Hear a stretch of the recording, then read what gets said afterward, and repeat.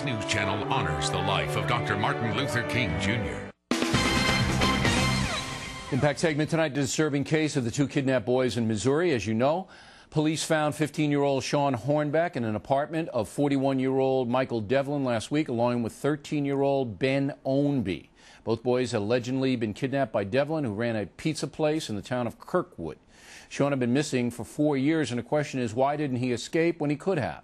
There are all kinds of theories about that. Joining us now from Washington, Greta Van Susteren, who had been out to Missouri reporting on the case.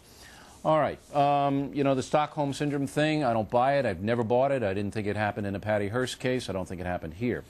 Two late developments. Can I just say one thing in response to that? Is that, first of all, you know, we don't know exactly, we don't know all the facts, but don't forget that Elizabeth Smart likewise had an opportunity to leave and did not. She was on the public street. For some reason, when young people are picked up and taken under the influence of adults, they are very receptive to what the adults do. So I would not so quickly dismiss the Stockholm. And remember, he was a kid when he was picked up. He's 11. Okay, but the difference in the Smart case, and correct me if I'm wrong, is that this guy was always hovering around the little girl, and she wasn't gone for the long period of time as this guy was. Now, what we have learned, and this is why I don't believe in the Stockholm Syndrome, is that this guy, Shawn Hornbeck, gone 4 years, 11 to 15, authorities actually say he taunted his own parents on their website.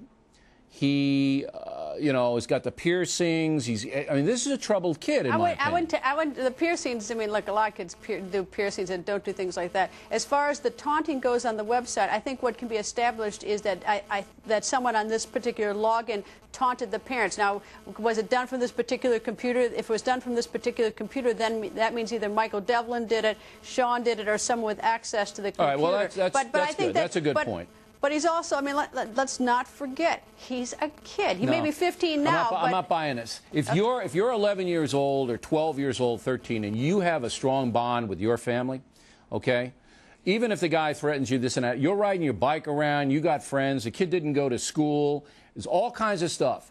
If you can get away, you get away. All right, if you're 11. Bill, it seems bizarre to me. I agree. It seems bizarre. Why not run? Why not yell? Why not scream?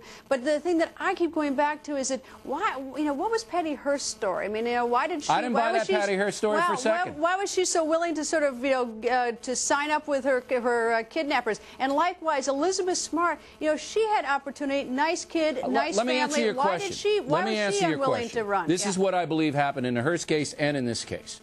The situation that Hearst found herself in was exciting. She had a boring life. She was a child of privilege. All of a sudden, she's in with a bunch of charismatic thugs, and she enjoyed it.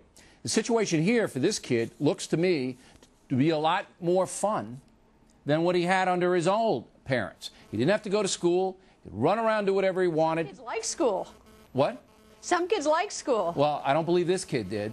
And I think when it all comes down, what's going to happen is there was an element here that this kid liked about his circumstance. Now, well, let's call Patty Hearst for one second. It gets even more harrowing when the police announced today that they found child porn on Devlin's computer, the alleged Devlin's got computer. a problem. He's a weirdo, and he's facing serious criminal charges, and he's probably a criminal. It certainly at least points in that direction. But let's go back to Patty Hearst. You know, this was more exciting. I don't know. I'd rather live in a family where I have lots of opportunity to play cops and robbers with the kidnappers. You're thinking logically. Well, neurotic people are susceptible to this kind of stuff. You're applying that same sort of thinking to this 11-year-old to 15-year-old. You're thinking logically. You think to yourself, why didn't he leave? That's what most people think. Frankly, I had that thought as well. But I think you've got to remember that this is a child.